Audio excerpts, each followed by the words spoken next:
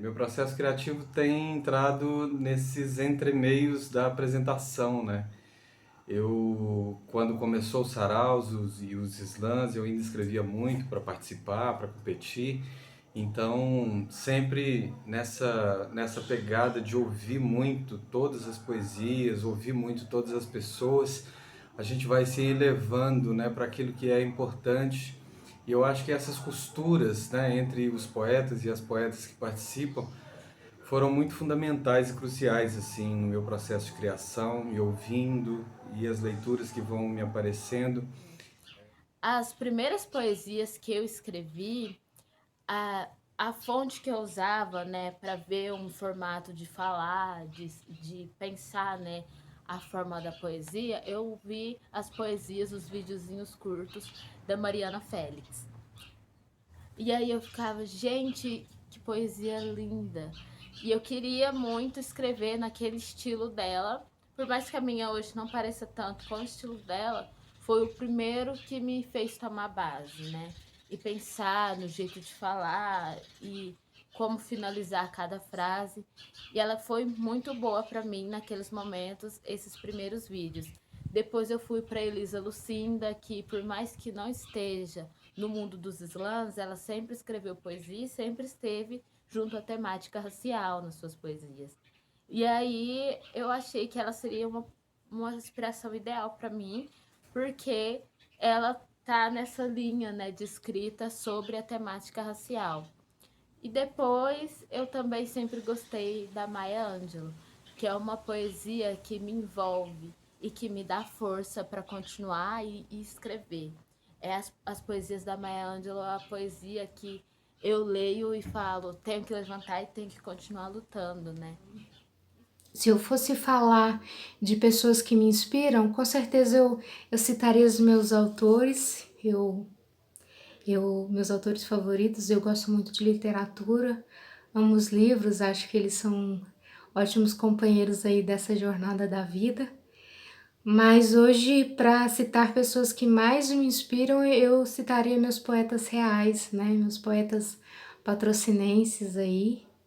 E também, hoje também, meus poetas do coração, que são os poetas lá de Uberaba, que nas nossos pequenos contatos modificaram minha vida literária, minha relação com a palavra de uma forma muito única, né? Incrível. E eu falo com cuidado, é para que ao ouvir esse poeta, claro, obviamente que ele vai te conduzir, ele vai te inspirar, mas que isso não tire a sua personalidade. Então é interessante que você ouça, é interessante que você, mas não tente copiar, não tente copiar, é, tente seguir o seu caminho, assim, né? Então, mas é primordial ouvir, saber o que você gosta em cada um, entender exatamente o que ele faz que é interessante. Nem tudo que ele faz, obviamente, vai funcionar para você, mas é interessante ouvir diferentes poetas com diferentes temáticas, com diferentes assuntos. Pensa exatamente a maneira que cada poeta aborda a sua maneira. Quando um acontecimento ou alguma notícia me marca de maneira profunda, essa temática ela vai sendo guardada dentro de mim, né, num lugar especial como uma semente. E essa semente me acompanha durante um tempo, me traz inquietação e durante esse processo eu vou correlacionando esse fato a outras vivências anteriores minhas ou de pessoas que eu conheço, vivências atuais, leituras, às vezes assisto coisas relacionadas ou até procuro estudar para ver sobre a origem ou recorrência sobre o tema que talvez eu esteja um pouco alheia àquilo, né? E todas essas buscas por referências, elas vão formando como se fossem uma coxa de retalhos, né? Essas várias referências, as sementes, elas vão me inquietando, até que elas precisam de alguma forma florescer, transbordar dentro de mim. Que é aí quando eu sento para escrever.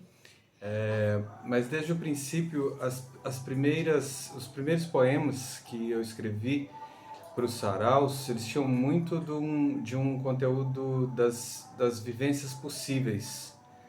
Imaginar uma situação possível, que aquilo estivesse muito próximo de acontecer e como de fato algumas que se misturavam iam acontecendo, iam surgindo assim na minha vida, então faziam parte de um repertório, essas previsões, essas pequenas previsões daquilo que uma hora pode acontecer ou aconteceu, mas a gente narra de formas diferentes. Então, esses acontecimentos, eles fizeram muito parte do meu processo criativo. E imaginar situações que estão no entorno desses acontecimentos é que fizeram com que os poemas chegassem e tomassem corpo. Eu pensei primeiramente para quem que eu queria escrever. E eu sempre tive muito envolvida nas questões sociais da minha cidade, né, sempre que possível. E eu sempre me vi sem com quem debater. Eu nunca tinha uma pessoa com que eu pudesse debater ou falar, só falar mesmo sobre as minhas opiniões sobre as temáticas raciais, políticas, socioculturais do país de forma geral e até do mundo. E aí eu percebi que poderia ser assim, que eu poderia começar a escrever, né? Que poderia usar o Islã para manifestar essas opiniões minhas. E aí eu começo a escrever as poesias no formato que atualmente é minhas poesias do Islã. Bom, dentro do meu processo criativo, eu escrevo exatamente aquilo que me provoca, em primeiro lugar. Então, dentro daquilo que mais chama minha atenção sobre um assunto, então eu fico pensando assim, aquilo que para mim é urgente, aquilo que é necessário falar. Então, a notícia de primeira hora, aquilo que eu preciso. Então, às vezes essa provocação vem de tanto de alguma coisa que me incomoda muito, ou uma coisa que me agrada muito, um recado, uma frase, alguma coisa que de alguma forma puxa um assunto sobre aquilo que eu posso colocar minha opinião, aquilo que eu posso colocar minha manifestação, aquilo que eu posso colocar meu apoio ou meu repúdio. A vivência do bar, eu trabalhei muito no bar, né, bastante tempo antes, né, porque foram 16 anos com comércio em casa, e aí essas vivências no entorno, né, do bar, com as situações, com as pessoas ali, eu que estava muitas vezes lendo no balcão, lendo alguma coisa, né, que eu gostava de ir na biblioteca pública para pegar alguns livros e ler ali durante o trabalho, entre servir um café ou outro, uma cerveja ou outra, me levaram a construir algum tipo de pensamento nessas previsões. E assim nasceu um pouco a autofagia, né? Essa retroalimentação num lugar onde se pratica todas as coisas, né? Esse ambiente democrático do bar, desse ambiente livre, nesse ambiente também que acumula muitas tragédias, confissões, entre outras coisas, e nasceu um pouco a autofagia.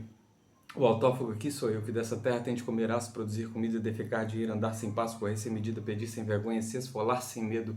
Eu que costuro o chumbo da bala e seus entrecortes de corpos, que o seu Zé recebeu porque não deu fiado na pinga, e o degenerado venceu na rapidez do fio, da navalha afiada, na altura do pescoço e do vício.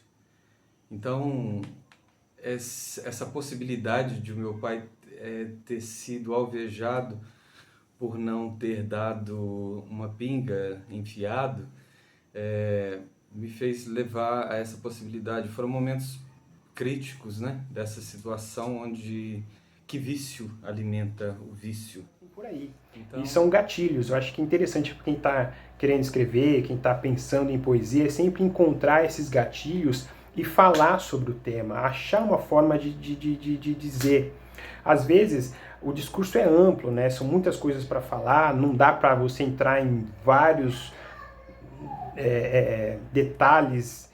E eu queria escrever para os jovens negros, algo rápido, fácil, com uma mensagem muito direta sobre o que estava acontecendo. E aí eu passei a ler mais sobre as temáticas raciais e depois eu também faço faculdade de História na UFO. E isso me ajudou muito, porque eu comecei a ler intelectuais negros e queria passar a mensagem para os jovens negros sobre esses intelectuais. Porque de nada adianta para mim eu estar lendo e estar enriquecendo, né, os meus conhecimentos e não passar para a população, não ter uma devolutiva de tudo que está me sendo dado na universidade e até mesmo fora dela. Eu quero mudar a vida dos jovens negros minimamente, nem que seja com uma poesia. Às vezes eu escuto uma notícia que me marca, eu correlaciono essa notícia a algo que eu vivenciei ou que aconteceu na minha infância, e às vezes no trabalho eu vivencio outra situação que é um gancho entre as duas, e aí eu quero escrever sobre isso, né? E durante um tempo eu passo por esse processo de reflexão sobre isso, mas quando eu sento para escrever é algo rápido. O outro processo também que eu penso e que eu tento fazer dentro do meu processo criativo é de alguma forma enriquecer o texto enquanto eu estou escrevendo. De que forma a gente consegue enriquecer esse texto? Eu acredito que quando você coloca informações, você atribui informações a um pensamento, a uma ideia que você está trocando. Então eu acho interessante porque enriquece o texto, quando você vem com estatística, quando você vem com uma história, um contexto histórico, então você vai dando corpo para o teu texto e você vai embasando o seu texto. Então eu acho muito interessante quando você está escrevendo, é interessante você referenciar alguém, citar o autor, nada contra você colocar, às vezes, uma frase que não é sua, uma frase que alguém disse, desde que coloque lá, né, quem escreveu, faça essa referência que eu acho muito, muito interessante, favorece, e não é demérito nenhum, ao contrário, você vai estar enriquecendo o seu texto, né? Então eu acho muito, muito interessante essa maneira de que forma você pode enriquecer o seu texto. Não é com palavras rebuscadas, não é com palavras difíceis, de difícil entendimento. O interessante é você enriquecer esse texto, às vezes com a sua própria experiência. Então, à medida que eu vou escrevendo, eu tento colocar bases para aquilo que eu estou dizendo. A terceira coisa que eu gosto muito, que eu busco e me facilita dentro desse processo criativo, é organizar o texto, né? Então, primeiro vem porque nem sempre a primeira frase ou a primeira palavra vai ser o início da poesia. Então, às vezes, uma palavra pode estar no meio, pode estar no fim. Às vezes, uma frase ela nem entra na poesia, ela permeia toda a poesia, aquela frase te orienta, mas a frase em si, a palavra em si, às vezes nem aparece na poesia. Mas é interessante você organizar, você entender como você começa e como aquela poesia termina. E se eu fosse falar também de métrica ou técnica, quando eu escrevo eu não tenho uma técnica específica.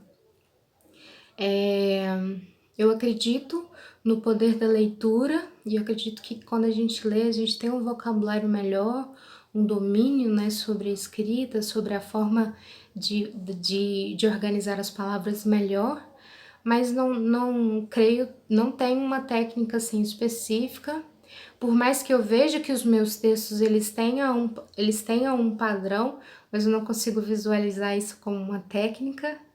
Mas eu gosto muito de lembrar um professor meu que me falava que o final do seu texto ele tem que ser algo para o mundo, né? Algo que, pensando no mundo, algo grandioso. E isso eu levo sim para os meus textos, que eu gosto de terminar eles de uma forma impactante.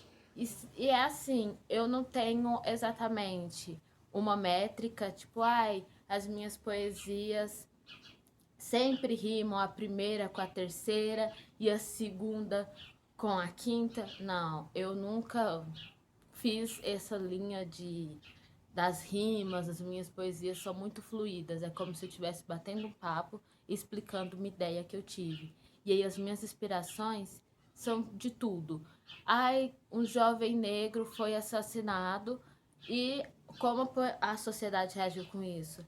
E eu fico vendo o decorrer desse fato e eu escrevo a partir disso. E sem métrica, a única coisa que eu costumo fazer na minha poesia, que eu acho que, isso é característico meu, é os 3 últimos versos resumir a poesia inteira, passar a mensagem de forma mais direta. E assim eu sigo escrevendo poesia. A sonoridade é interessante você carregar para o seu texto. Então, pela sonoridade, você acha, por exemplo, as rimas, né? Você encaixa uma palavra e que rima com a próxima, isso vai te trazer uma sonoridade e você vai deixar o seu texto mais interessante, né? Mas não necessariamente precisa rimar. Eu acho interessante também aqueles que quebram a rima, né? Mas que você explore bem essa sonoridade, porque para além das rimas tem a intensidade que você recita, a velocidade que você recita, a tonalidade, o tom da sua voz diz muito sobre aquilo que você quer dizer. Então tem poesias ou tem trechos de poesia que precisa ser dito ao pé do ouvido. E tem outros trechos que você precisa, de fato, carimbar, deixar claro a sua veemência, deixar claro a sua opinião. Então, essa sonoridade eu acho muito interessante. E isso ajuda no quesito anterior, porque aí, geralmente, eu penso muito no som, e aí eu vou organizando. Eu vou lendo em voz alta, e aí, à medida que eu vou lendo em voz alta, eu vou entendendo os sons e como esses sons se encaixam, né? E aí a cadência, a poesia, ela acaba ganhando uma cadência, ela acaba ganhando uma métrica, né? Que vai encaixando dentro do som. Então aí você pode colocar número de palavras por frase, por verso, à medida que você vai lendo e você vai vendo que os sons vão se encaixando, né? Então a sonoridade ajuda muito nessa organização, ajuda muito para você sentir a poesia, achar a rima ou a falta de rima. Não é demérito nenhum, não é problema nenhum não rimar, não necessariamente necessário rimar, mas eu acredito que tendo uma cadência é interessante. E aí, como a regra dentro da poesia é não ter regra, né? Essa licença poética, você pode até começar com essa cadência e depois você quebra propositalmente essa cadência, exatamente para quebrar essa sequência do som e trazer uma proposta nova, né? É uma maneira de você se destacar. Eu acho isso muito, muito rico.